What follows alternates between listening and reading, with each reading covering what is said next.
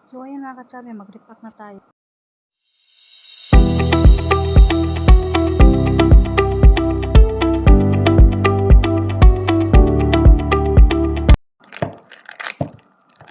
This Ramadan, magluto tayo ng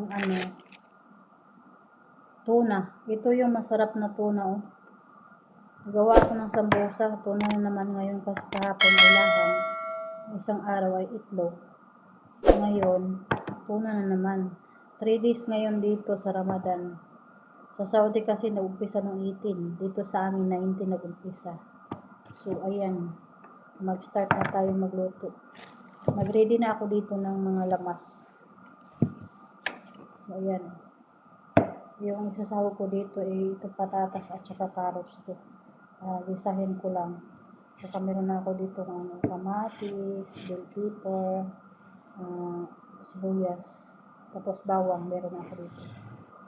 So ayan. Ayan po yung na-ready ko na lamas. Slicein ko ito na maliliit kasi kahapon to magluto sana ako ng kitsabitsi, kaso lang yung isda ay isang piraso at saka konti lang yung naiwan. Kaya ngayon mag-try ako magprito ng isang isda para makaluto ako ng kitsabitsi.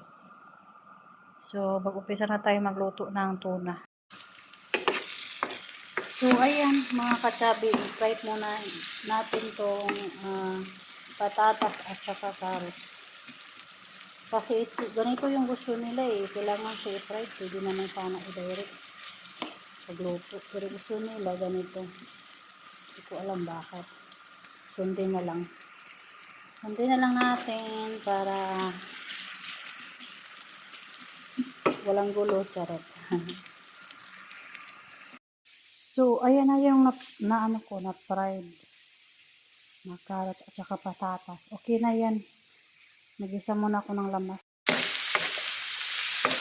So, ayan, nag-isa na ako ng lamas.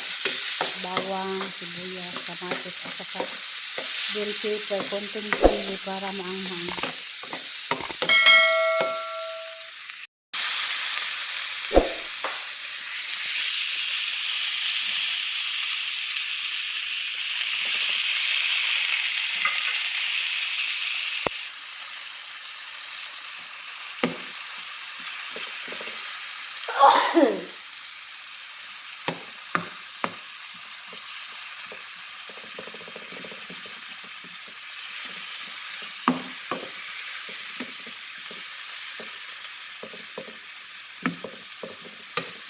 Iluto lang natin saglit itong mga kamatis.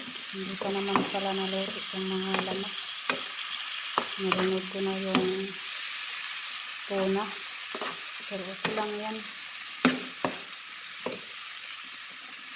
Naluto din yan. Okay na yung ating tuna at saka yung kamatis na hindi naluto. Okay na siya ngayon.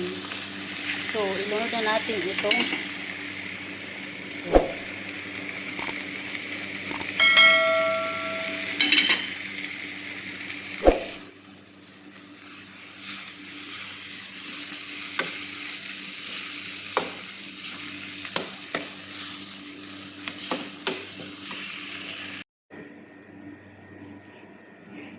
So, ayan, luto na siya. Ready na siya, ipack natin para sambosa. Sobrang init, oh.